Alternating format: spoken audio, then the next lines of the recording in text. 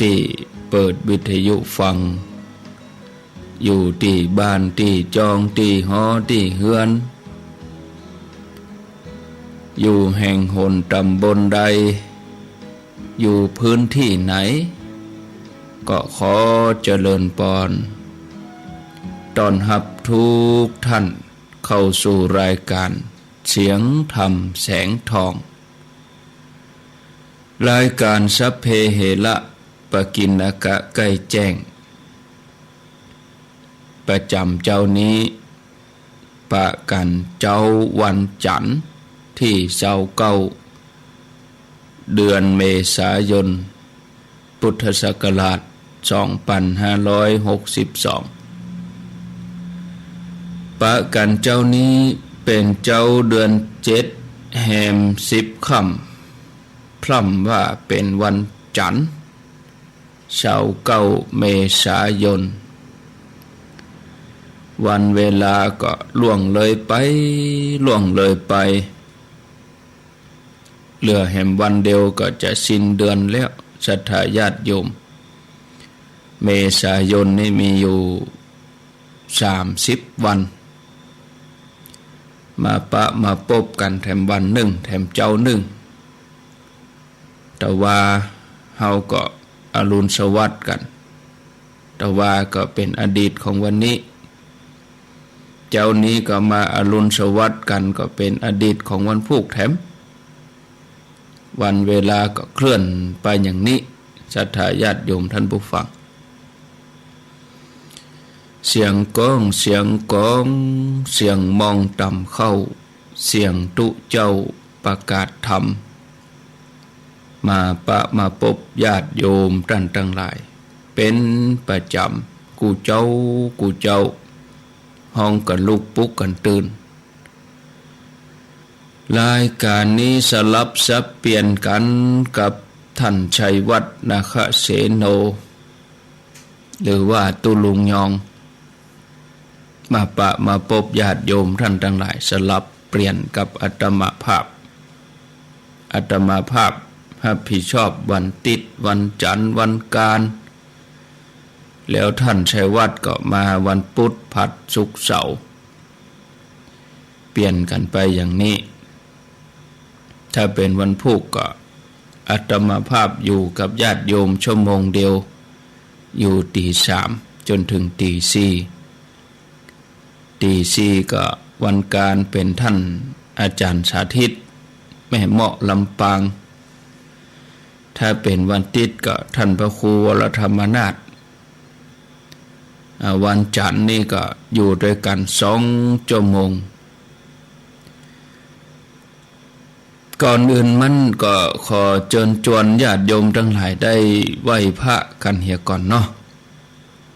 เพื่อความเป็นสิริมงคลกับตนกับตัวกับครอบครัวกับบ้านกับจองกับหอกับเฮือนพร้อมแล้วไหว้พระพร้อมกันเหียก่อนเน้ออะระหังสัมมาสัมพุทโธภควาพุทธังภควันตังอภิวาเทมิสวากขาโตภควตาธัมโมธัมมังนัมสสามิสุปฏิปันโนภควโตสาวกสังโฆสังฆังนะมามิกับ1กับ2กับ3กับนึกถึงคุณพ่อคุณแม่ของเฮาเน้อกับนึกถึงคุณครูบาอาจารย์กับพระเรียบร้อยก้อยขยับขยายนั่งตามสบายจะนั่งฟังก็ได้นอนฟังก็ได้ชุดแล้วแต่เอาความสะดวกสบายของท่านทั้งหลายว่า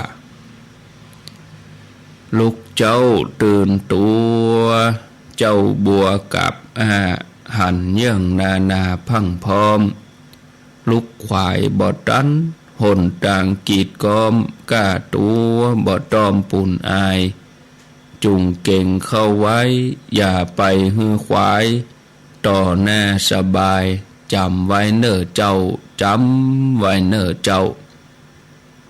อรุณสวัสดิ์ธรรมสวัสดีสวัสดียามเจ้าศรัทธาญาติโยมท่านผู้ฟังทั้งหลายยินดีต้อนรับเข้าสู่รุ่งอรุณวันใหม่หลับลุกเจ้าเป็นเจ้าทั้งหลายหลับลุกขวายปาเฮือลูกหลานเป็นนี่เป็นคาเนอหลับลุกเจ้าได้หลายหลับลุกขวายได้น้อยหลับลุกเจ้าเป็นเจ้าทั้งหลายญาติโยมทั้งหลายก็ลุกมาบางพ่องก็อาจจะนอนฟังหั่นก่อนก็ได้สุดแล้วแต่ตามใจนอนฟังก็ได้นั่งฟังก็ได้เอาความสะดวกสบายถ้าบ่สะดวกนั่งก็นอนฟังแจ้งดีขวายงามแถมน้อยก็ก้อยลุกมาล้างหน้าแปรงฟันอาบน้ำชำระร่างกายให้สดชื่นเย็นสบายแล้วก็ฟังรายการต่อไปแต่ว่านี่วันติดมีโอกาสได้ไปร่วมงานที่วัดเจ็ดลินเปิ่นมีงานดำหัวคนเฒ่าผู้สูงอายุผู้สูงวัยแต่ว่านี่ได้ดำหัวพ่อครูสมบูรณ์กันทปาพร้อมกับครูบาอาจารย์หลายตนศรัทธาหลายคนกิจกรรมก็เริ่มต้นจากช่วงเจ้า8 โมง 9 โมงก็มีการทำวัดเจ้า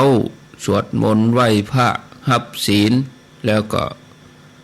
ส่งน้ำพระเจ้าตันใจเสร็จแล้วก็มีการได้ไปดำหัวที่ศาลาสมบุญโดยพระครูสมบูรณ์กันทปาพร้อมกับญาติธรรมตั้งหลายเพิ่นก็ฮือคนเฒ่าคนแก่อายุ70 80ก็ไปนั่ง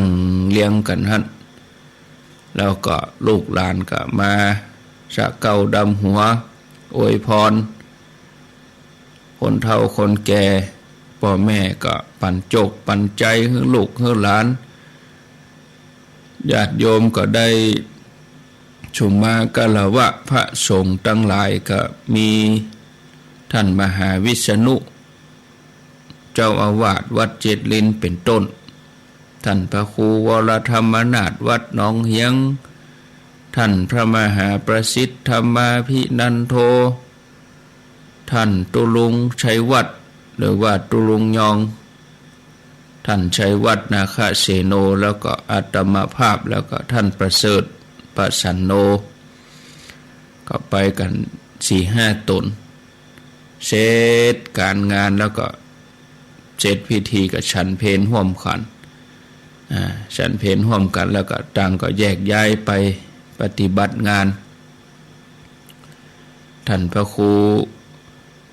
วรธรรมนัสก็ปีกมาวัดก็มีกิจกรรมท่านมหาวิษณุก็แรงมาหน่อยฉันเพลแล้วสักบึดสักเมื่อเก็บขอบเก็บครัวตั้งวัดเข้าตีแล้วก็เพิ่นก็ยังมีธุระมีศาสนกิจที่ห้วยละเพิ่นไปห้วยละตะวันห้วยละบ้านโฮงก็แต่ละตนแต่ละองค์ก็มีภารกิจหน้าที่ส่วนตุลุงเสริฐท่านประเสริฐก็ไปตอดผ้าป่าที่วัดอินทขินปุ่นแม่แตงอาตมาภาพก็ว่าจะไปตัวฉันเข้าก็หับปากจัดดีมีธุระบ่ได้ไปตัวสักกรรมก็บางทีก็จะไปเนอะการก็มีอย่างใดก็บ่ดีพอดีไปด้วยกัน 3-4 คนก็แต่ละคนก็มีภาระมีหน้าที่บางทีไปก็มันมีความห่วงมันมีความกังวลใจเวลาไปตั้งหน้าแล้วมันจะบ่มีความสุขใจก็เลยมันได้ไปตัวท่านประ ประเสริฐกรรมก็ไว้โอกาสหน้าเนาะ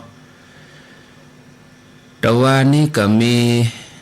ญาติโยมเขาได้พบหน้าพบตาได้สนทนาได้อู้ได้จาก็มากปวงหลวงหลายก็จะได้วันพุธก็ฟังตุลุงยองปนอู้แถมกรรมเนาะก็ดีใจนะได้ปะศรัทธาญาติโยมหลายคนหลายท่านเข้ามากราบมาไหว้มาอู้มาจ๋าเป็นว่าที่เขานั่งอู้อยู่คนเดียวมาเจ้านี่มันไม่ได้อยู่คนเดียวสักกรรมโลนี่เนาะอู้ตึงท่านชัยวัฒน์โอ้เป็นว่าเฮาอู้กูเจ้านี่เฮาบ่ได้อู้คนเดียวโลนี่เนาะก็ญาติโยมท่านที่ตะวานี่ก็คงจะ1 ใน 5ส่วนน่ะเนาะแถม4ส่วนนี่เปิ้นก็ติดธุระเปิ้นอาจจะบ่ได้ไปแต่ว่านี่โอ้คนนักคนหลายก็บางทีอยู่ในวิหารเก้าอี้100ก็นึกว่าคงจะมีภายก็เดียวทยอยมาเติมกันนั่งปื้นพ่องโอ้ก็เดียวอย่างลงไปตั้งลุ่มบนศาลาเต็มปุ๊ดนั่งตั้งนอกกันแถมเนาะหลายคนบางทีก็ต้องขออภัยบ่ได้ตักได้อู้ได้หยังหลายท่านก็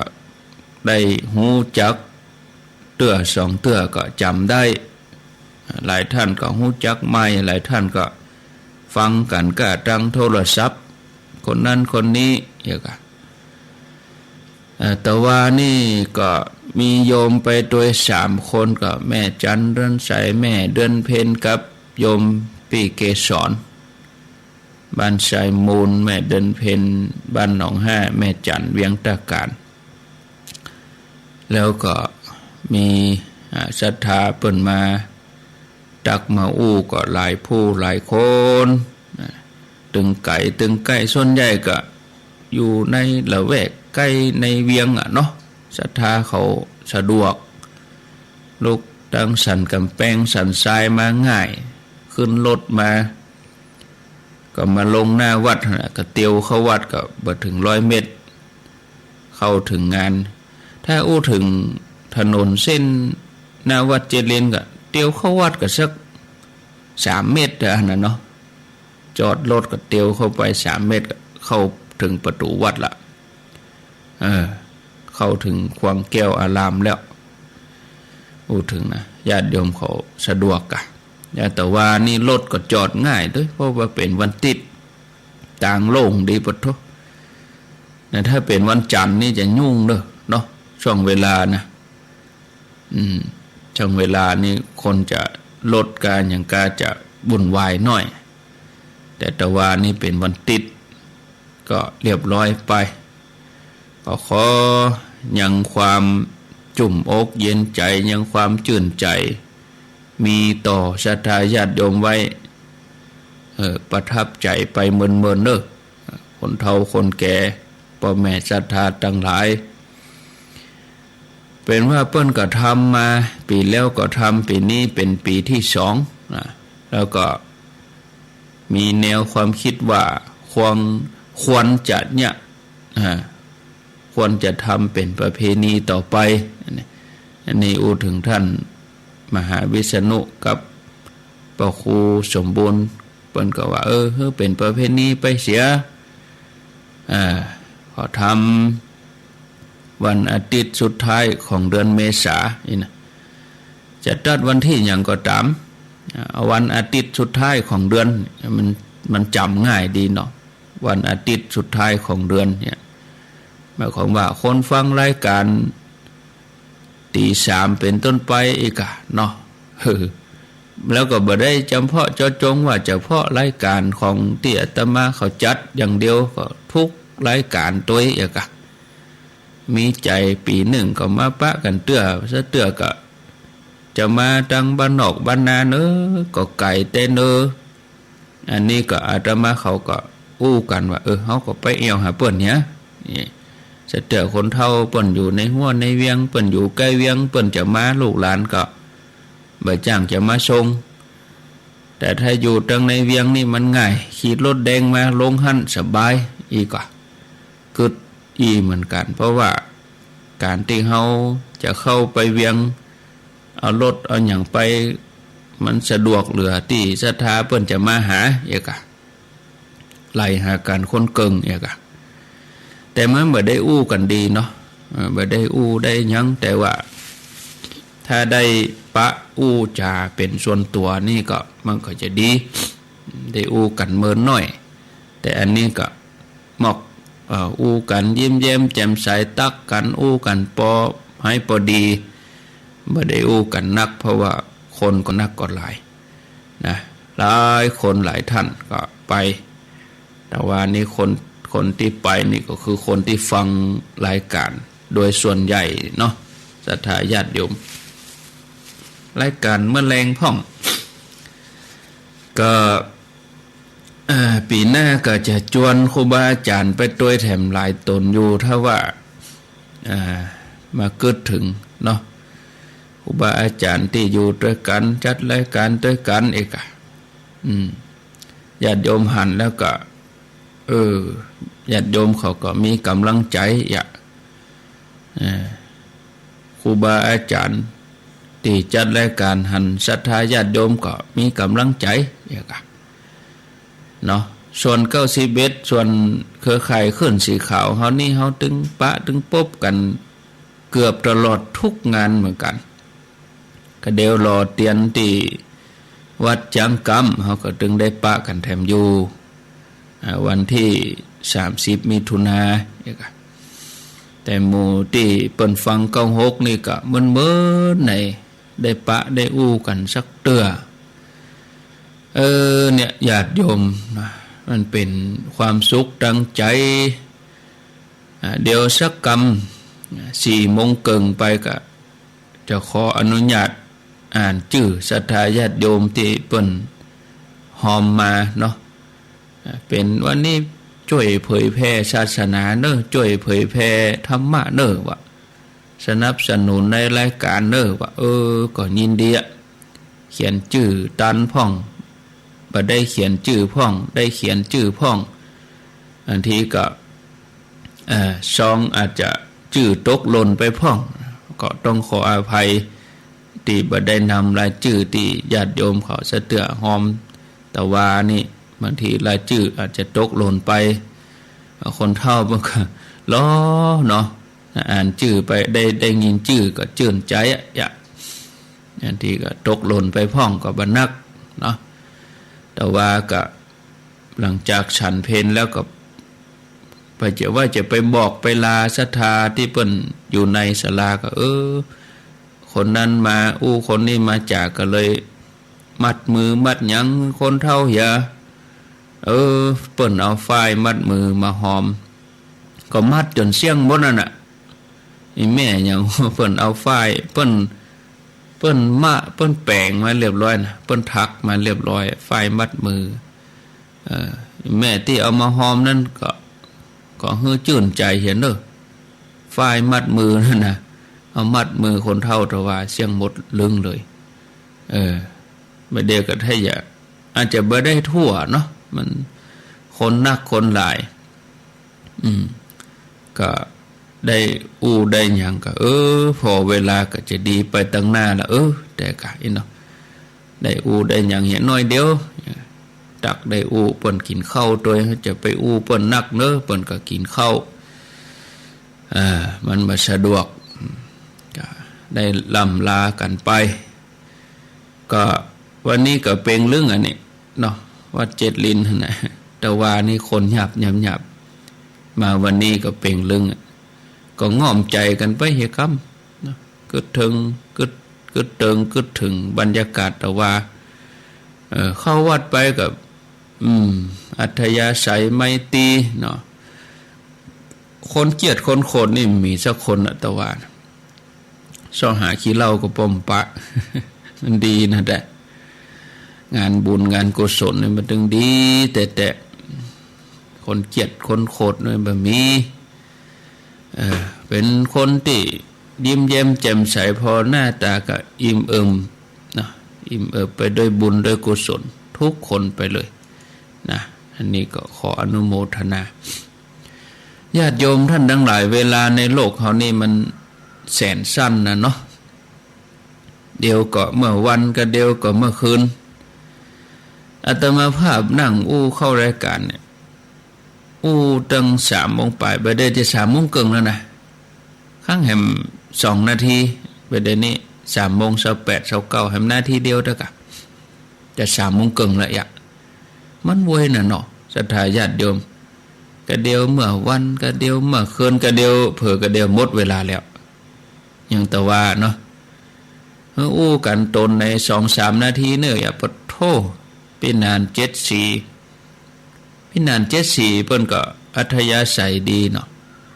เข้าวัดไปเปิ้นก็เป็นโฆษกก็ตักก็อู้มีอัธยาศัยต้อนรับขึ้นไปในวิหารศรัทธาก็ยิ้มแย้มแจ่มใสมีอัธยาศัยไมตรีจิตใจที่สะอาดบริสุทธิ์ผ่องใสอันนี้ก็อย่างบรรยากาศว่าก็เดียวก็หมดอู้กันตน3 นาทีก็ปะทบพระดีเจตึงมวลเนี่ยพระจัดรายการตึงมวลเนี่ยเตือนหน้าเนาะพระครูสมบูรณ์เพิ่นถ้าจะเกิดแผนการไว้ละเกิดแผนงานไว้ปีหน้านี่เฮาเอาเจ้าหน่อยเนาะ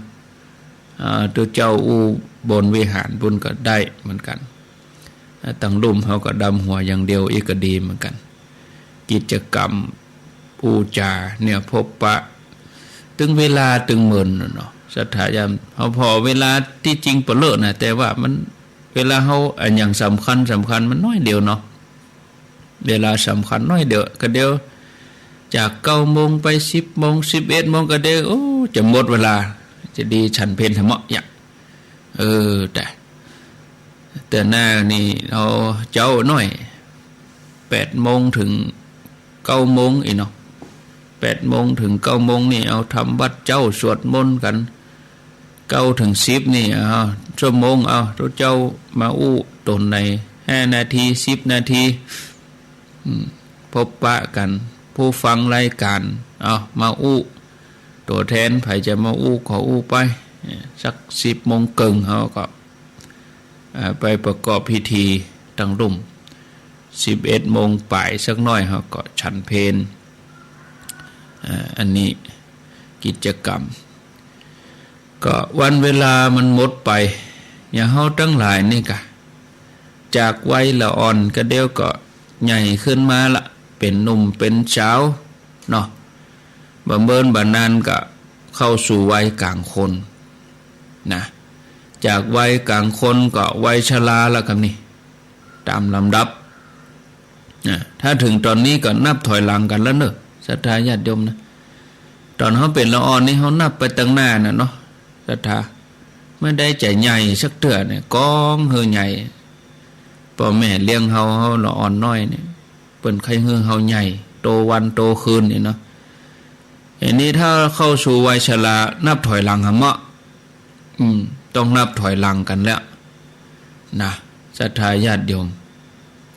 อย่างกับอาตมาภาพจัดรายการเนี่ยเวลาอู้ถึงเวลามันไปตั้งหน้าติ๊กๆเนี่ยจากตี 3มาตี 3 เกิงก็เดียวตี 4ก็เดียวตี 4 เกิงก็เดียว5 โมงหมดเวลามันมีในหั่นหมดแต่อู้ถึงเฮากำหนดเวลาเนี่ยมันเพิ่มก็ได้เนี่ยเพิ่มจากตี 3เป็นตี 4อันนี้เพิ่มนะจากเลข3เป็นเลข4ที่จริงตัวนี้มันคือตัวหมดเวลานะเนาะศรัทธาญาติโยมเนาะจัดรายการ3 โมงถึง 4 โมงเลยถามว่าจากเลข3ไปถึงเลข4มันเพิ่มแต่ว่ามันหมดไปในตัวมันเลยเวลานี่ชีวิตเฮาก็อย่างเดียวกันเนาะอายุที่เฮาเพิ่มนี่คือเฮาหมดเวลาที่เฮาอยู่ในโลกนี้นะศรัทธาญาติโยมเนี่ยจากอายุเฮาไล่กำ10 ปีเนาะ10 ปี20 ปี30 ปี40 ปี50 60 70เนี่ย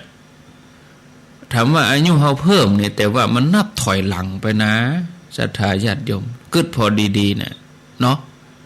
มันนับถอยหลังไปนะแม้ช่วงชีวิตของคนเฮาจะเป็นเวลาที่แสนสั้นแต่มันก็เป็นช่วงเวลาที่มีคุณค่าเนาะมีคุณค่ามีความสำคัญมีคุณค่ามีความสำคัญที่เฮาจะได้สั่งสมบุญบารมีทำกุศลอย่างกับญาติโยมตะวานี่ก็ได้ทำไปตอดพระป่าตัวท่านประเสริฐไอ้นงที่เปิ่นห้องเพลงตัวพ่องนี่ก็ได้สั่งสมบุญไปวันละเล็กละน้อยทำไปญาติโยมทั้งหลายสั่งสมกุศลให้ได้นักที่สุดเพราะชีวิตหลังความตายนี่มันยาวนานนะญาติโยมเส้นทางในวัฏสงสารเนี่ยมันยาวนานยิ่งกว่าโลกมนุษย์เท่านี้นะหลายเต้าเนอะศรัทธาญาติโยมท่านทั้งหลายเนาะ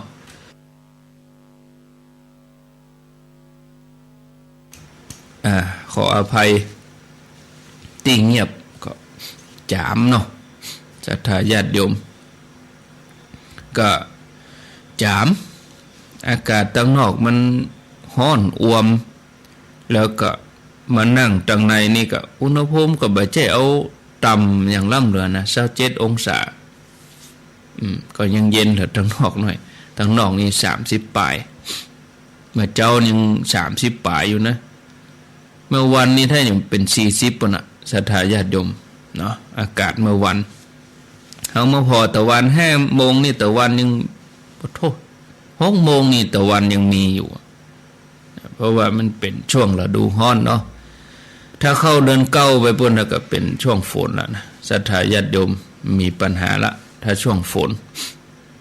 นี่มันเป็นช่วงหน้าร้อนของเปิ้นนะมันเต้งเลยกะตะวันนี่ มันเทมันว่าจะเปรียบเทียบอย่างใดก็บ่ชัดนะโตตะวันมันสุกเต้งเต็มที่แล้วเลยร้อนน่ะแต่เมื่อวันเนี่ยโอ้ร้อนแต่เนอจะไปลืมเนอะจิบน้ำบ่อยๆช่วงหน้าร้อนนี่จะไปขาดน้ำเป็นโรคขาดน้ำแล้วมันอันตรายมันจะช็อกนะหมู่ศรัทธาเฮาทั้งหลายเอามาว่าต่อเฮาก็มีชีวิตที่เหลืออยู่มีอยู่นี่ก็มันมีคุณค่านะประคับประคองสั่งสมบุญกุศลได้นักที่สุดเพราะชีวิตหลังความตายนี่ยาวนานกว่าในโลกมนุษย์เฮานี้เนาะเมื่อเฮาเข้าใจนี้นี่เฮาก็จำเป็นจะต้องสร้างบารมีเพื่อที่จะไปสู่สุคติอันเป็นภพภูมิที่ดีถ้าเฮาทั้งหลายมีความตั้งอกตั้งใจในการประพฤติปฏิบัติเข้าถึงพระรัตนตรัยอันมีพระพุทธพระธรรมพระสงฆ์พระแก้วเจ้าทั้ง3 ประการเป็นที่เปิ่งของเฮาก็จะมีความมั่นใจในการเดินทางอย่างเฮาทั้งหลายเดินทางนี่เวลาเฮาเตรียมพร้อมดีๆอันยังก็พร้อมหมดนี่นะมีเสบียงการเดินทางมีอันยังรถลาเกียมหมดพาหนะอย่างเรียบร้อยเนี่ยมันมีความมั่น